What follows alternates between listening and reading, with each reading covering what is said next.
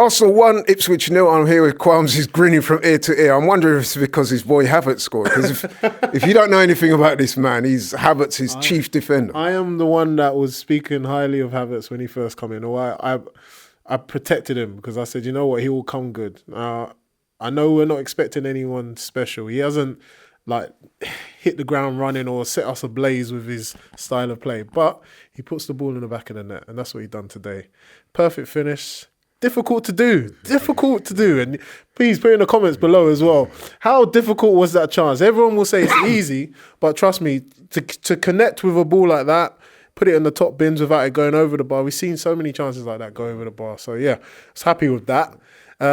So that's on Havertz. Mm-hmm. The rest of the team or the squad as a whole is questionable because we got to kind of be realistic. And I think that's where I can agree with you during the live where you was talking about the holding players accountable. Yeah. It's a big thing. It's something that Arteta, in fact, he mentioned when he first come in, that players need to step up in his press conference. That's what he said.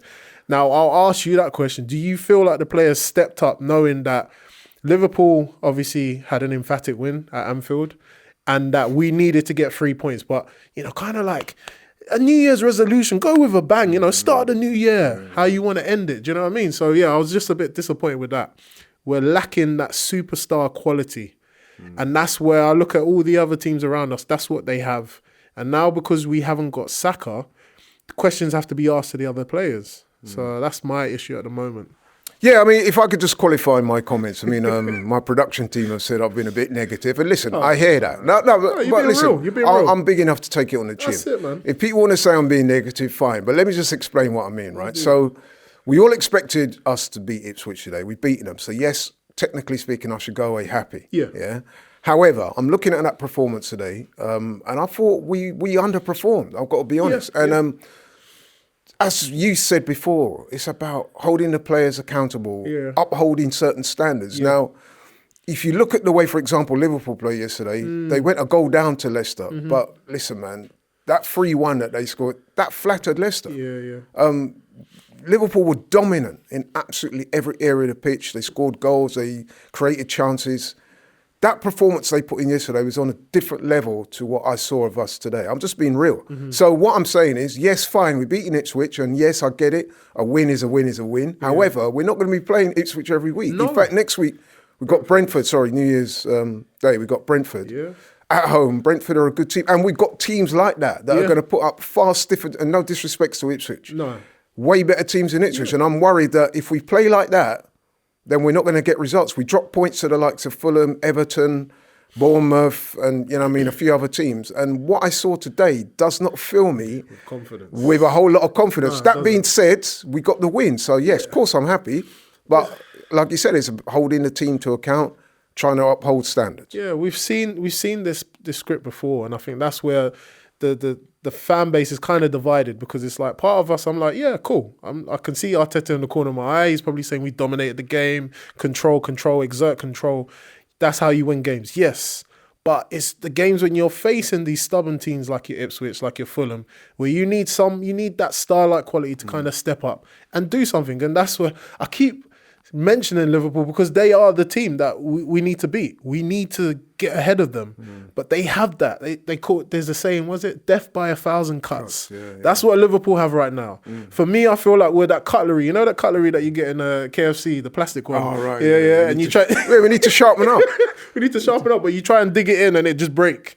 And here's the thing about that as well, right? The other thing I was going to mention today is that everyone's talking about the Saka injury, and as well they might do. But I never thought we'd be having these in-depth discussions about missing Saka so soon. Not against Ipswich, bro. It shouldn't be. If we're playing City and Chelsea and Liverpool and all that, yes, and you're thinking, okay, Saka, but come on, bro. No disrespect. When we're playing Ipswich, we should not be talking about we're missing Saka. No, it should be a thing where we're showcasing how good we can be without Saka. And I think that's why I agree with what Arteta said before the game, and he said this is an opportunity for the guys to kind of entertain us, to raise the standards. As you said, I wanted to see Nathan Wanyeri come on. I wanted to see Miles on. He done well, by the way. Miles Skelly, he done really, really well. Really happy with him.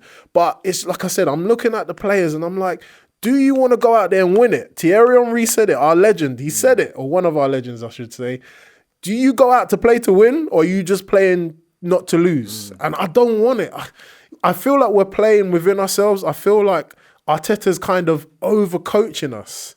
So to the point where the players they're not playing with a freedom, you know? They're not expressing They're themselves. not expressing themselves, Laurie. And that's the thing that was really hurting me, because I'm a big football fan and I like to see players do something magical. You miss those moments. I miss those moments. We kind of serenade ourselves over the holiday seasons with your Hazards, going back, talking about Thierry Henry, people comparing Salah to Henry.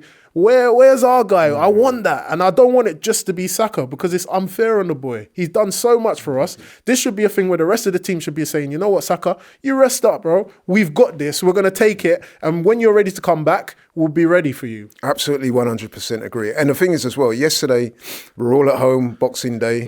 Some people are calling it Football Day. There were so many games on, There's so many games on, right? And I'm looking at the games, I think, you know what, I can't wait to see Arsenal tomorrow put 3-4 past Ipswich and really make a statement. I guess that's why I'm a little bit disappointed. Because I was looking at those games yesterday, I thought, we're playing Ipswich tomorrow.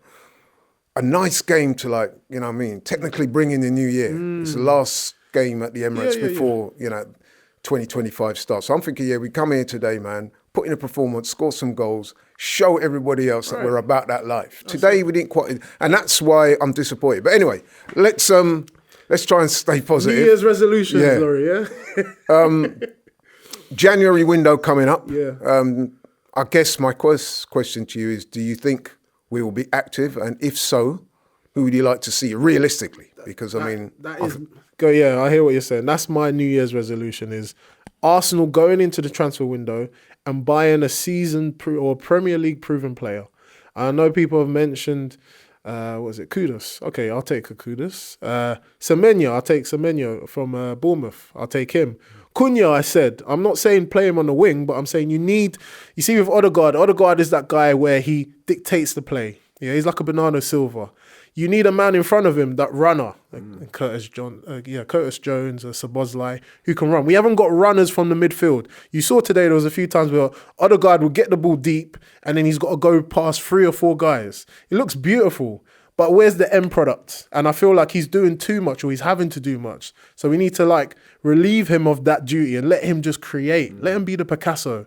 So for me, it's just like bringing in some quality, some proven quality. We've spoken about up top. Alexander Isak, we want him. I'd love Isak, but I think realistically, definitely. But then who else can we get? Mboma from Brentford.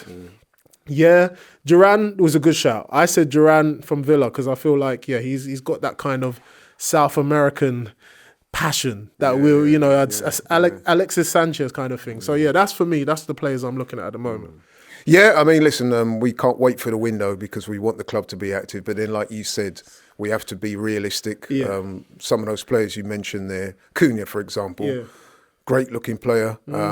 Gets goals. However, I'm not sure. Wolves are not out of the woods here, are they? Let's be honest, not by a long way. So somehow I can't see them selling Cunha in January. But listen, it would be remiss of us not to try. You know what I mean? No, let me just end on our title hopes because, I mean, we are technically still in it.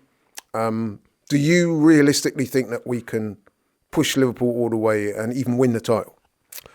On paper, yes. It looks like we're sitting second. We're doing well. Unbeaten at home.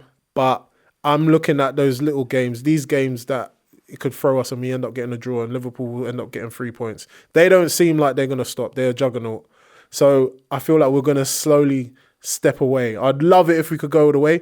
It just depends on what we do in January. That's what I say. Oh, so you think it's down to what we can do in January? It's what we can do in January. If we bring in someone in January, yes, Saka coming back and we're still second, I think we can do something special. If not, then you can say goodbye to the title hopes for me personally. That's what I think. Our number 6 is the King of Brazil. Our central half, he'll give you all. Our one at the back is Gabriel. Ole, ole, ole, ole.